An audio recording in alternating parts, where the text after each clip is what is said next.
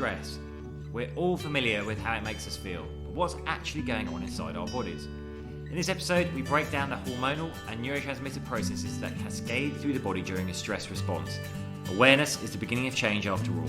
We'll also, as always, give you some tips on mitigating their effects and lowering your stress so you can live a healthier, more balanced life.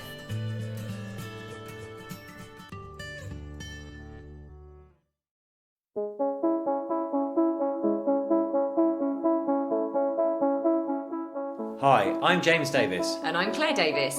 We're the Midlife Mentors, here to lift the lid on how to achieve health and happiness. The balanced, no-nonsense way.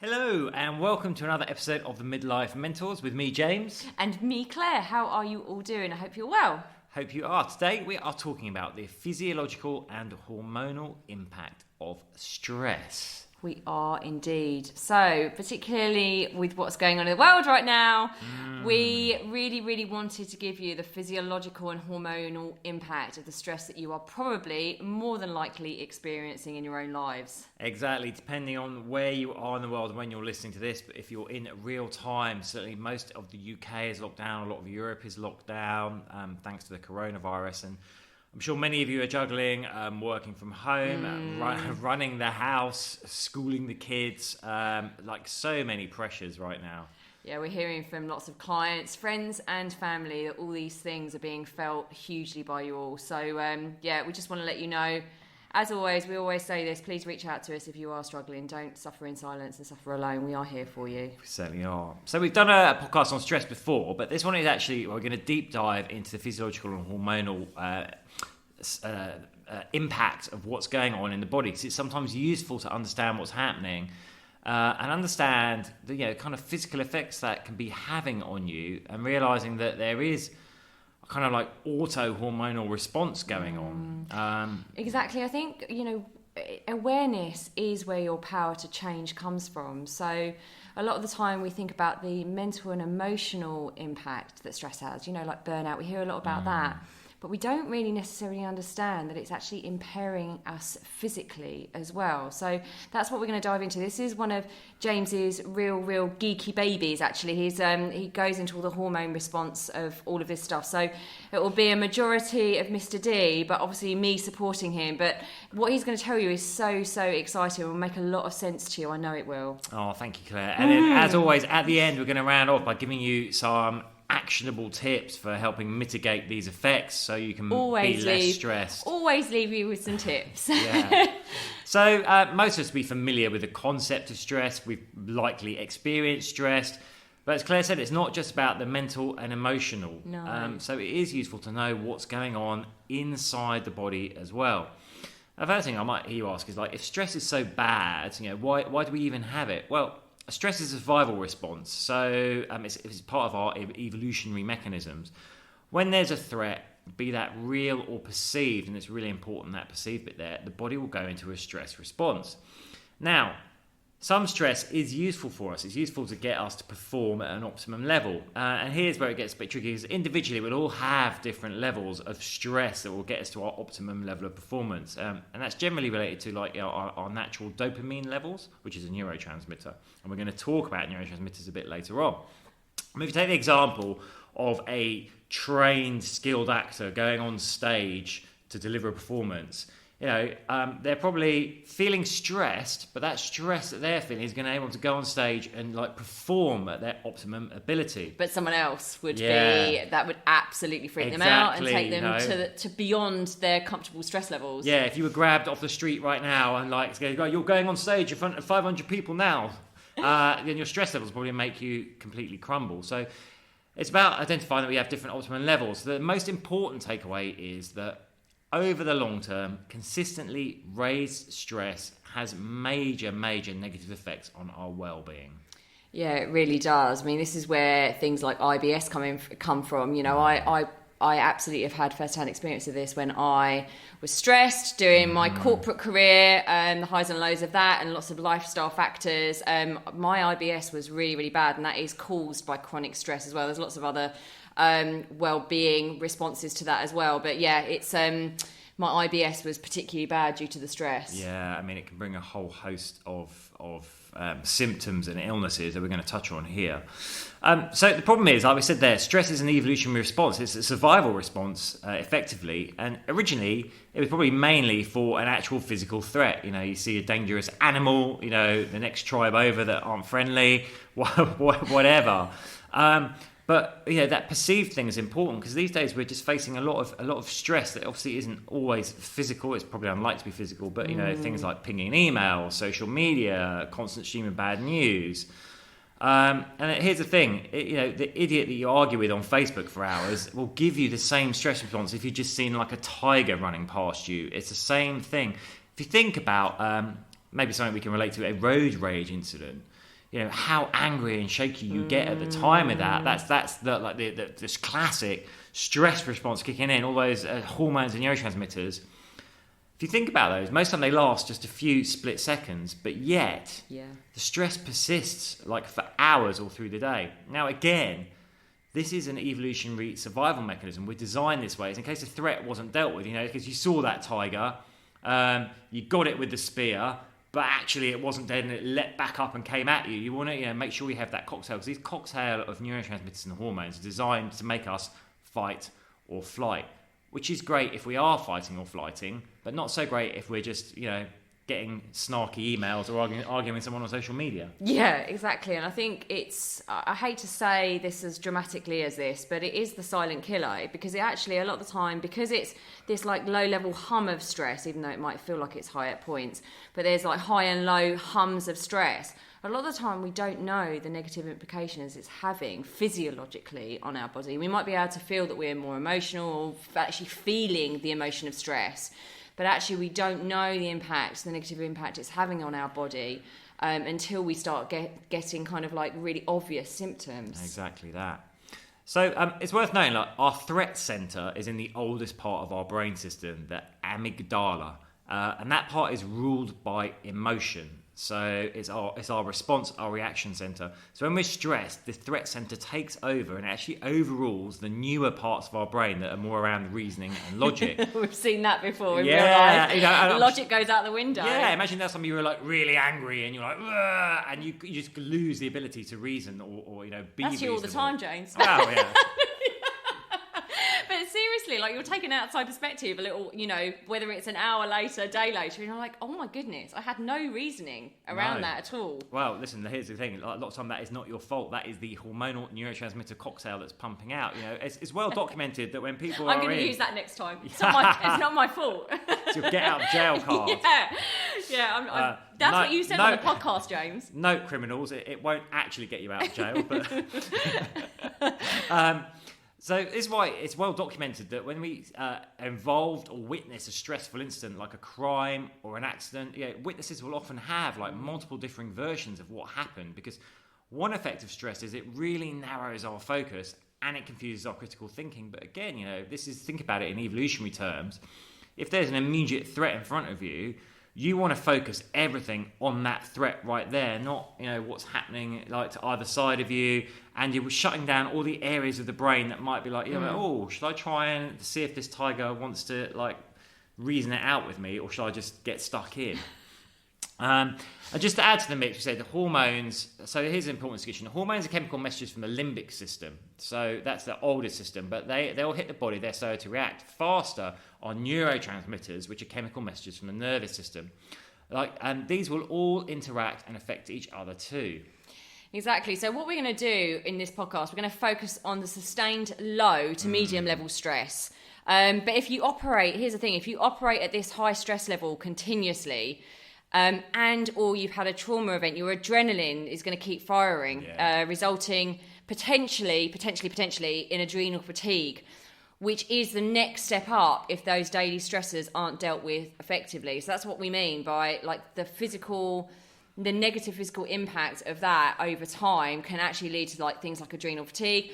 And I know I've spoken about this before, you know, my brother has got MS, and having spoken to lots of people with MS and having done my own research, because it obviously affects my family, having looked into that, stress is a major factor, they think, from actually bringing the onset of MS. So this is why it's so important to have these conversations and not have shame around it, not have guilt, but really talk about the stress that we've got in our lives, because potentially it can save our lives and actually save chronic illnesses. Yeah, exactly. I mean, if your stress levels right now are kind of going from medium to high, you want to start doing something about it, because what you don't want to do, if you get to that high state, adrenal fatigue, it's the classic burnout. Exactly. It can make you very, very ill.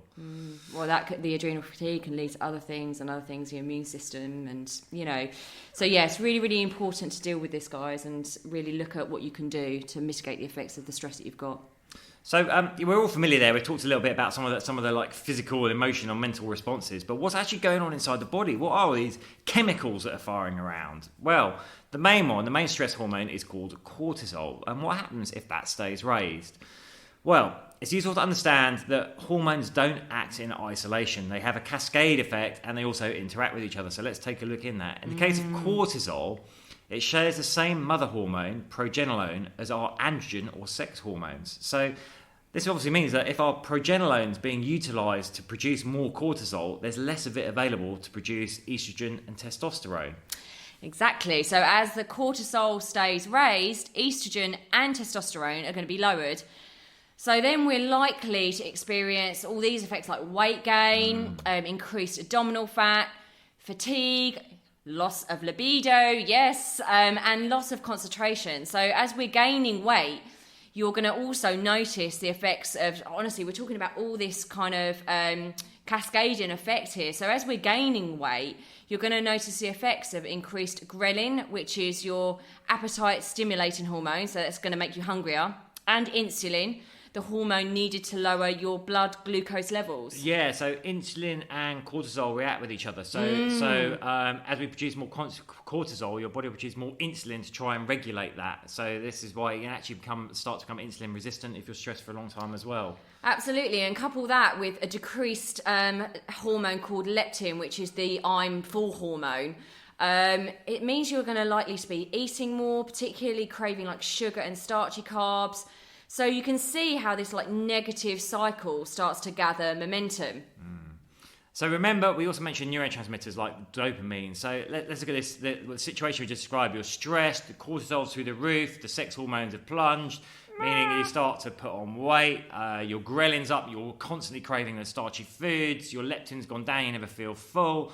Now your neurotransmitters in this as well, you're going to start getting like feeling depressed about how you're feeling, so then your endorphins, which are your feel-good hormones, neurohormones, start to go low. And you see how this becomes like a vicious cycle. You can see how much impact stress can have. Yeah, absolutely. So, you know, this is the awareness piece. This is I'm going to reiterate this over and over again. You know, some people that we see think, you know, I shouldn't feel stress. I shouldn't have this response. I feel guilty. I feel shame around feeling like this. You know, I have a good life, or this, or that, and we're kind of criticising how we're feeling. But here's the thing: if you are experiencing these symptoms, emotionally, physically, mentally, you know, this is why we're going to give you these actionable tips right now. You know, we've got 5 for you. There are so many more, and that's also why stress management. You know, I'm a stress management consultant from years ago. I used to do stress management consultancy in the city, but these are 5 actionable tips that we're going to give you here. But on our midlife method, stress is a really important part of what we teach. We teach people a whole range of tools to deal with stress. I think the purpose here, like explaining like the hormone or the neurotransmitter, is to basically allow you again to bring awareness to it and practice some self-compassion. Is like, yes, there are things we can do to mitigate the effects and stuff, but a lot of it isn't fully in our control. You know, if it's late at night and I'm hiding behind the curtains in your house and I jump out and shout boo, you're going to get a stress response. You know, it's not in your control. You're going to get all these hormones and neurotransmitters going, but obviously with the day-to-day stressors in our life, there are things we can do. So here are 5 Okay, tips. so number 1. No surprise. Please try to minimise the stress of outside forces such as social media. You are your environment, so you're not just your belief systems and your habits, but you are your environment. So please try and avoid what we call energy vampires. So I know sometimes it's not easy to remove people from your lives, but try and mitigate the effects of it by doing what you can, like going out into nature. We're going to talk about this, but kind of doing some really good feeling things for you to reduce your stress levels. But social media, you do have control over how much news you're allowing in. You do have control over what you're letting into your senses. You have control over.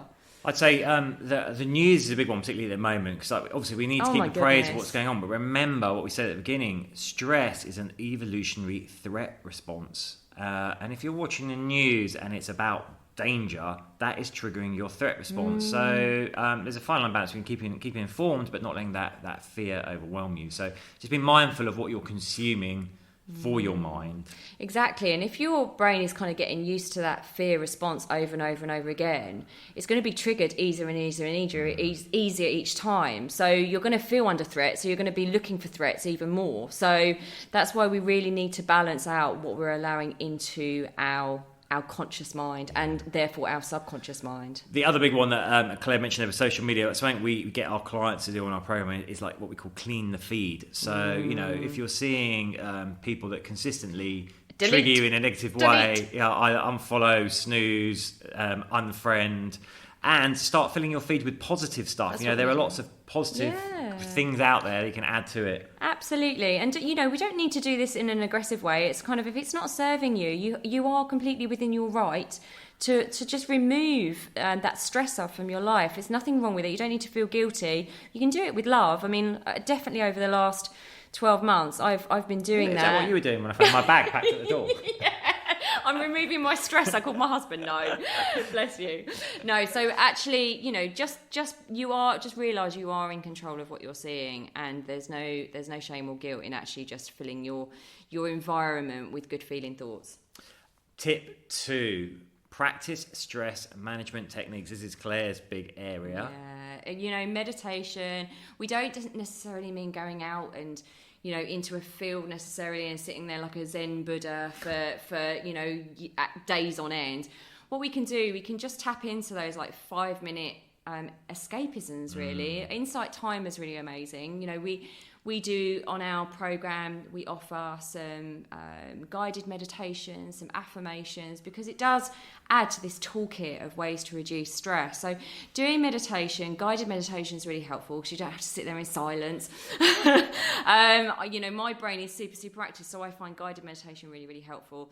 But actually mentioning nature there, nature is a great healer. Getting out into the trees, into an environment where you can, when you can. Don't just sit inside. Don't just, be sedentary. Get out, have a walk. Experience that mother nature elements, because that will really, really reduce your stress. I mean, it's a big one of mine. I've talked about it before. The Japanese call it forest bathing, but there's loads of research on this. This is not a woo-woo thing. There's loads of research on this that people immersed in a natural environment, they get lower levels of cortisol, lower blood pressure, lower heart rate. So getting out into nature is really good. Just allow yourself to take time out. Even the busiest people, you can just literally take 2 minutes out. And as I said, on the Insight Timer, just a little tip as well, because I always recommend this to clients. You can actually go in and just select how long you've got. So if you've got like 2 minutes, just have a bit of you time. Give yourself permission to just have a bit of you time for 2 minutes and go and listen to one of those meditations. That will bring stress down. Tip 3 is exercise. Why? Well, we all know exercise is great for us, but here's the thing. From a stress perspective, it releases those endorphins, those mood-boosting neurotransmitters to make you feel great. And it's also a great way to alleviate stress. Claire loves to put on her boxing gloves and hammer away. I do, actually. At me. No. But find something you love and do it. It is such a great... They call exercise nature's antidepressant. Well, absolutely. I found that with my past experience. That's how I got into really, really doing all my exercise and things was because I knew that it was a great way to release depression, and it really, really did. And that's why we share this with other people now, because it helped me massively, and I know it helps so many other people. One of the things on that as well, just try and do it early in the morning. Because it does boost those endorphins, it does help alleviate stress, and that will continue for the rest of the day, and you're going to feel really super proud that you did it in the morning. Yeah. Tip 4, practice individual spirituality. And the word here is individual. Yes, this is doing things that connect you with yourself. We live such busy lives. We don't often take time just to stop and connect back in with ourselves. So things like affirmations, practicing gratitude, again, something we get our clients to do. And over time, it really will help shift your mood and your mindset to a more positive place. Absolutely. And I think the final one is seek support, seek connection, seek those feel-good groups to be part of. This is one of the ways that you can mitigate some of that energy vampire stuff. It's about connecting with high-vibing people and making sure that your environment is a reflection of where you want to go and who you want to be. Because I can't tell you, the things that you surround yourself with are the things that you become. So even if you can't always escape certain things and certain stuff, just make sure you have got those things that you can pull on in your life that are able to lift you up and release some of that stress. A shameless plug, if you would like to be part of a high vibing community, then please do feel free to join our Midlife Mentors community on Facebook. It's a free group. Growing so fast, and just like beautiful, amazing people in there that are supporting each other, inspiring each other. Well, I'm just laughing about yesterday's coffee morning. We're recording this on a Monday, actually. We do a coffee morning. It's on a Sunday, every single Sunday, to help support you at 10 o'clock on a Sunday morning UK time.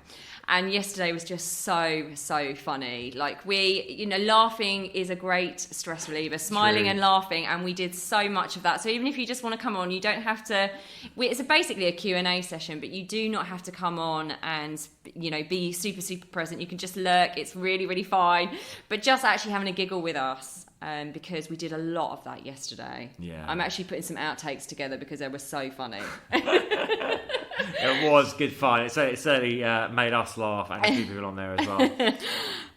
We hope you found that useful. Yes. That was a breakdown of hormones and physiological changes to do with stress. As always, thank you so much for listening. And please, if you're enjoying it, do tell your friends and share this far and wide. Yeah, and if you are loving it and enjoying it, please do give us a review as well, because that really, really helps other people find us too. So again, what I'll do is I'll put in the show notes, I'll put a link to our YouTube channel, which is growing as well. I'll also put a link to that free group that James and I were talking about, the free community on Facebook. We would love to meet you online, support you and connect with you. So wherever you are listening to this, and whatever time you're listening to this, we're sending you an enormous amount of love.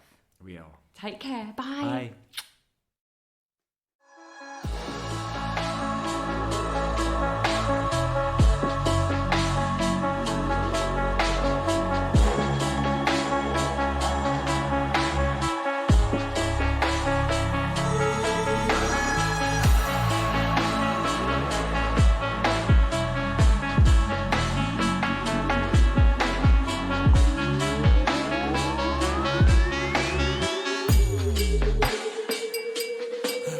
Yeah. You've been listening to the Midlife Mentors with Claire and James Davis. We'd love to hear from you. So drop us a line at info@themidlifementors.com with any questions or topic suggestions. And make sure you join us on our Facebook page and YouTube channel. You can find us under the Midlife Mentors. Yeah.